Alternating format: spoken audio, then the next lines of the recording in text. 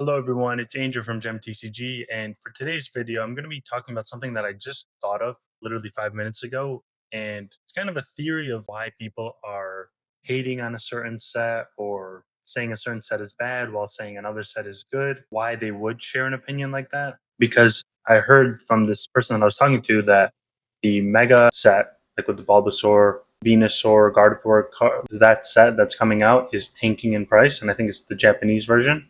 And it made me think, why do all of the good sets have all that tanking history where they just crash in price? And then you get all these YouTubers making videos saying it's a bad set, not to buy it, and instead to focus on another set. And it made me think of this conspiracy that maybe they are talking down on a certain set for that reason so that the price could drop. So that way they can get more inventory at a lower price. So, for example, one set that's been tanking because of reprints and just people saying it's not worth investing in or it's overhyped is the Prismatic Evolutions. It went from, I think it was 150 a few months ago, and now it's like 105.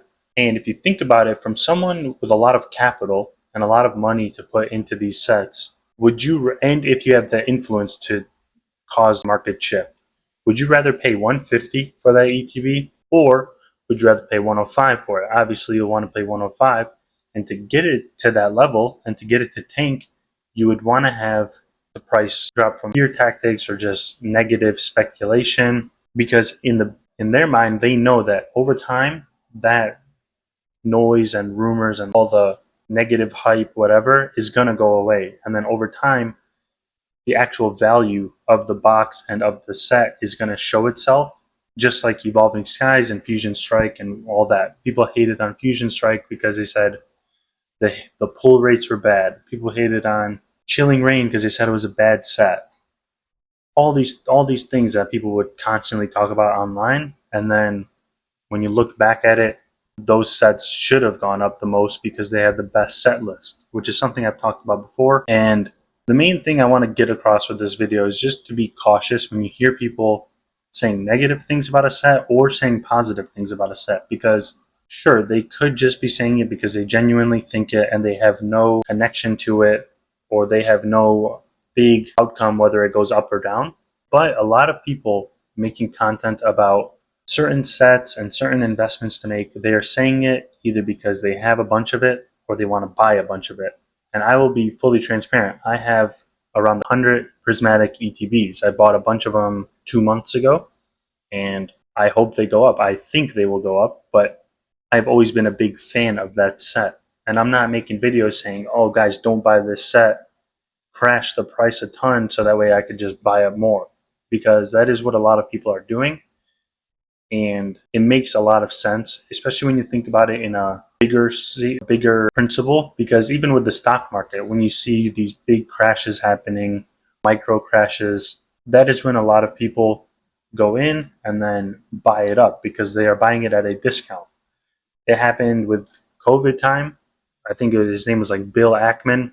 He went on the news talking about COVID is going to shut down everything, businesses are going to fail, all this negative speculation. And then the day later or a week later, he started buying up the stocks because prices tanked so much. And he caused a lot of that speculation, which ended up in him making a ton of money from that news and rumors and all that. So just be cautious of what you hear online. If you're investing in sets, invest in what you think is a good set or what you would enjoy to see in the future. Let's say your favorite card was Clefairy. Buy Journey Together booster boxes, and if that set goes up or down, you'll still be happy because it's a set with a card that you enjoy. And usually, I've been hearing a lot of people talking about it, and it's like you could be rewarded with Pokemon if you just have good taste. And it makes a lot of sense because if you look at the types of cards and the types of things that go up, you could just passively own these cards and buy these cards, and they will go up over time. And if you like a certain type of card or a certain set, most likely other people are going to like that.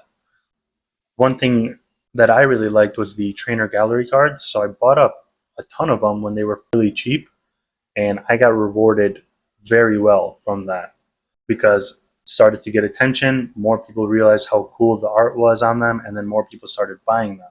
So just having that, I guess, taste or thinking for yourself and making actions on your own instinct will reward you more than just following what people are saying online.